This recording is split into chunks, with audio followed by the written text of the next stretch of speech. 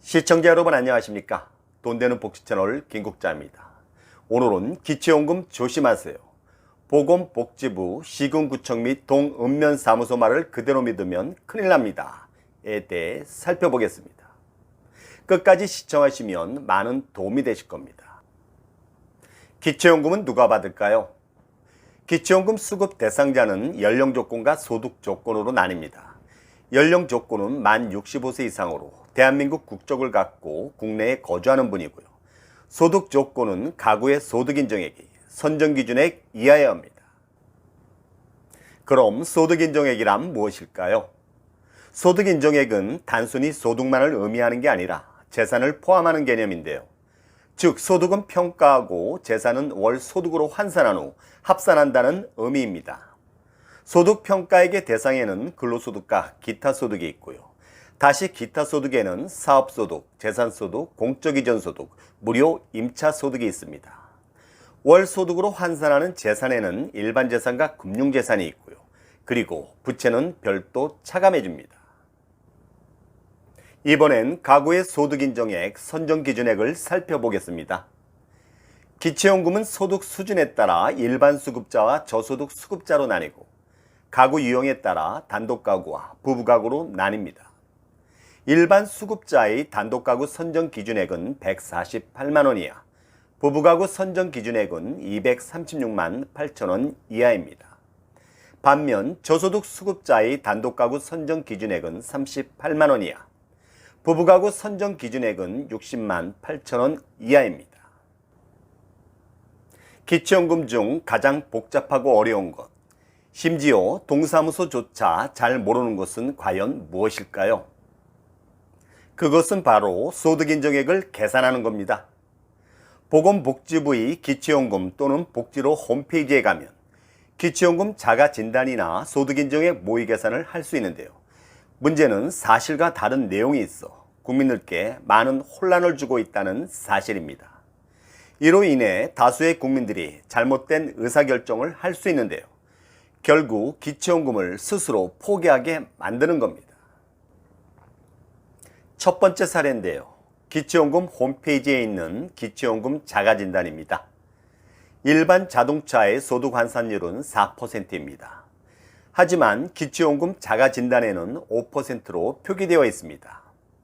그리고 부부가구의 소득인정액은 236만 8천 원이죠. 하지만 기초연금 자가진단에는 219만 2천 원으로 표기되어 있습니다. 기초연금에 대해 잘 모르시는 분들은 이를 기정사실로 받아들이거나 조금 알고 계신 분들도 당황하실 겁니다. 이 정도는 애교 수준에 불과합니다. 두 번째 사례인데요. 보건복지부 기초연금 홈페이지에 있는 소득인정액 모의 계산입니다. 기본 정보 입력란에는 제일 먼저 가구 유형이 나옵니다. 단독 가구인지 부부 가구인지를 선택하게 되어 있고요. 우측 비고란에는 안내사항이 표기되어 있습니다.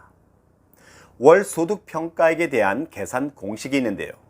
근로소득에서 84만 원을 차감하고 다시 70%를 곱한 후 기타 소득을 더한다라고 표기되어 있습니다. 선정 기준액은 단독 가구는 131만 원, 부부 가구는 209만 6천 원으로 표기되어 있습니다.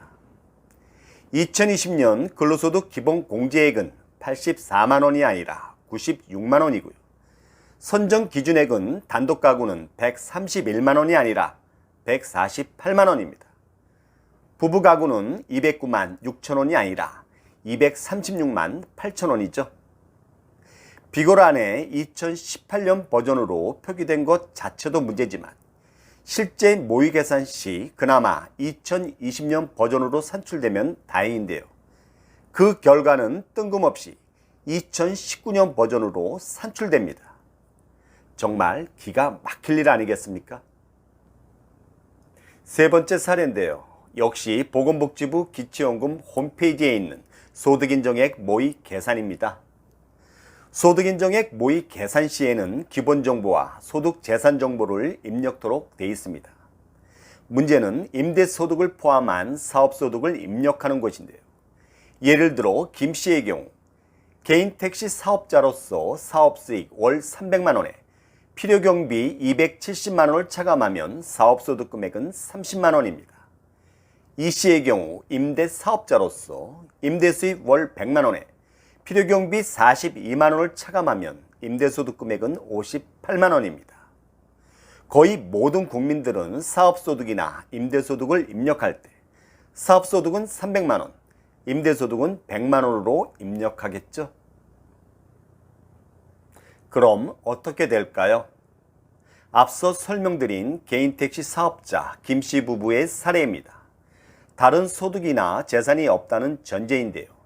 소득인정액 모의 계산 시 사업소득 입력란에 당연히 300만 원을 입력하겠죠.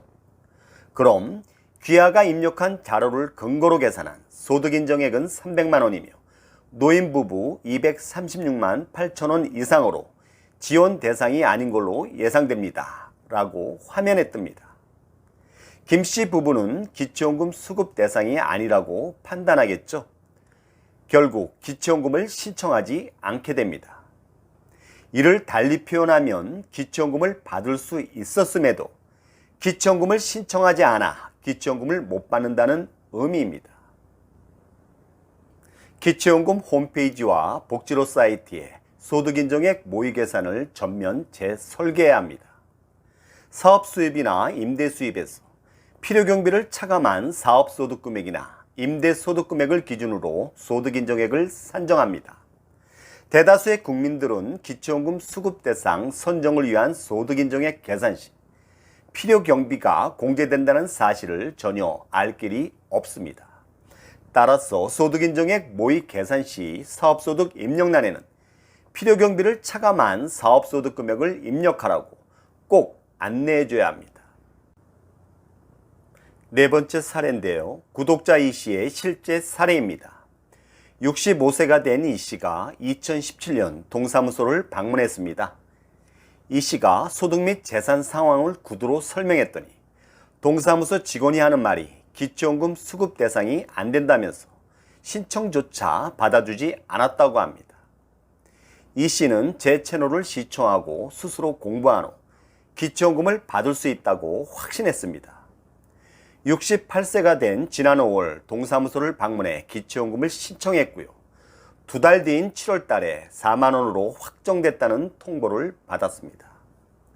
하지만 이 신청을 통해 문제 제기를 확실하게 했고 결국 지난 8월 초 25만 4,760원을 확정 통보받았습니다. 핵심 쟁점은 임대 수입에 대한 필요 경비였습니다. 만약 이 씨가 이 신청을 하지 않았다면 4만 원만 받았을 겁니다. 구독자 이 씨의 사례가 시사하는 점입니다. 첫째, 2018년부터 기초연금을 받을 수 있었습니다. 왜냐하면 임대소득에 대한 필요경비 공제는 2018년부터 적용됐기 때문입니다. 둘째, 소득이나 재산이 줄었을 경우 즉시 재신청해야 합니다. 셋째, 시청이나 읍면 동사무소 직원 말을 그대로 믿지 말아야 합니다. 넷째, 소득인정액 모의 계산 시 사업소득 또는 임대소득 계산 결과에 절대 현혹되지 말아야 합니다. 다섯째, 여러분 스스로 공부하고 스스로 문제를 제기하면서 스스로 문제를 해결해야 합니다. 다섯 번째, 구독자 박 씨의 사례입니다. 직장인이었던 박 씨는 세액공제를 받는 연금 저축에 매월 35만 원씩 납부하고 원금 가액이 약 1억 원이 되는데요. 15년간 매월 70만 원의 연금을 받을 예정입니다. 그럼 박 씨의 재산 환산액과 소득평가액은 얼마일까요? 동사무소 또는 복지로 129에 문의하면 대부분은 답변을 못합니다. 심지어 질문의 취지조차 이해하지 못합니다. 일부는 금융재산 1억에 소득평가액 70만 원이라고 답변합니다. 박 씨는 다른 소득이나 재산을 감안해서 결국 기초연금 신청을 포기했습니다. 여러분 어떻게 생각하십니까? 참고로 첫째, 정기요금 1억에 월 이자가 10만 원이라면 금융재산은 1억, 소득은 10만 원입니다. 둘째, 오피스텔 1억에 월세가 40만 원이라면 일반 재산은 1억, 소득은 40만 원이 되겠죠. 셋째, 연금 저축 1억에 연금을 월 70만 원 받으면 금융재산은 제로고요. 소득은 70만 원이라는 게 제 판단입니다. 왜냐하면 정기예금과 오피스텔은 그 재산적 가치가 그대로 남아있는 반면 연금 저축 1억은 월 70만 원씩 받는 연금으로 소멸되기 때문입니다. 시군구 통합조사팀은 물론 동사무소, 복지로 등 어느 누구도 아직 확실한 답변을 해주지 않고 있습니다. 특히 행정기관에서는 기초연금, 국민연금 연계 감액제도를 거의 모릅니다. 보건복지부, 시군구청, 읍면동사무소, 복지로 등의 기초연금과 국민연금과의 연계 감액제도를 물으면 국민연금 공단으로 핑퐁치기에 급급합니다. 모르는 것을 전혀 부끄러워하지도 않습니다. 마치 자기 일이 아닌 양 그것도 아주 당당하게 퍼넘기기 일쑤입니다. 그럼 국민연금공단은 어떨까요? 비록 수탁기관의 한계는 있지만 행정기관보단 훨씬 낫습니다. 어쨌든 이들의 공통점이 있는데요. 기본적으로 국민연금 연계감액제도를 잘 모른다는 겁니다. 따라서 문제 해결에 아무런 도움이 되지 않습니다.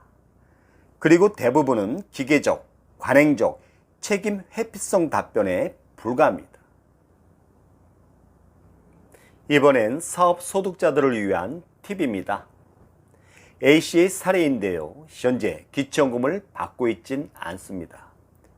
2018년도의 사업소득 금액이 월 300만 원인 반면 2019년도의 사업소득 금액은 월 100만 원인 경우입니다. 참고로 종합소득 신고 절차입니다. 2019년도의 종합소득은 다음 해인 2020년 5월 말까지 여러분께서 신고해야 되고요. 7월 말까지 국세청에서 확정한다는 건 잘 알고 계시죠? 국세청의 확정 자료가 매년 11월경 건강보험공단이나 관련 행정기관으로 통보됩니다. 따라서 여러분의 사업소득이 줄었다면 종합소득이 확정되는 7월 말 또는 8월 초에 즉시 기초연금을 재신청하시는 게 좋겠습니다. 기초연금과 관련한 구독자 불만 사례를 일부 발췌했습니다. 소득인정액 계산과 국민연금 연계 감액 문제는 어디를 가도 제대로 답변해 주는 곳이 하나도 없다. 관공서에 여러 번 통화해도 정확한 답변을 못하거나 나보다 더 모르는 것 같은 느낌을 자주 받는다. 보건복지부 사이트에 소득인정액 모의계산 시 임대 수입에 대한 필요경비 공제 사실을 전혀 언급하고 있지 않다. 기초연금 어렵고 복잡하지만 이 중요한 것을 제대로 알려주는 곳은 하나도 없더라. 행정기관은 불친절하다. 소득 및 재산을 언급하면 대충 듣고는 안 될 것이다. 그래도 신청할 건가? 라고 되묻는다 등이었습니다.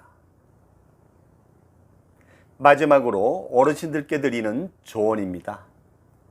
행정기관과 어르신들, 과연 누가 갑이고 누가 을일까요? 이를 따지기 전에 어르신들께서는 행정기관을 상대로 갑질하시면 안 됩니다. 그렇다고 행정기관으로부터 을지를 당하시면 더욱 안 되겠죠? 가장 중요한 건 문제를 해결하는 겁니다. 민원 내용에 대해 미리 공부도 하시고 담당 공무원과도 잘 소통하면서 문제를 원만하게 잘 해결하십시오. 기초연금은 신청주의입니다. 일단 신청하십시오. 신청하시는데 돈 드는 것 아니지 않습니까? 만약 탈락했다면 왜 탈락했는지 상세이유를 꼭 확인하시고 필요하다면 다시 신청하십시오. 이상으로 기초연금 조심하세요. 보건복지부 시군구청 및 동읍면사무소 말 그대로 믿으면 큰일 납니다에 대해 살펴봤습니다. 여러분 도움이 되셨습니까? 도움이 되셨다면 구독과 좋아요 꼭 부탁드립니다.